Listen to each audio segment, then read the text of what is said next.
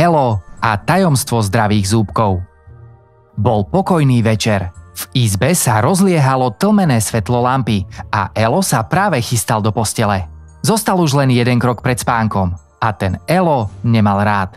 Elo, prosím ťa, ešte zúbky a si pripravený na spánok, kričala mama na Ela zo spálne.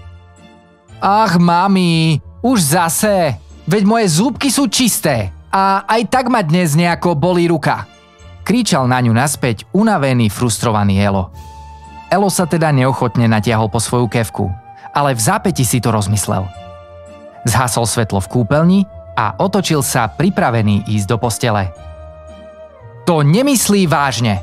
Urobil to aj včera, aj predvčerom a dnes nás opäť chce vynechať.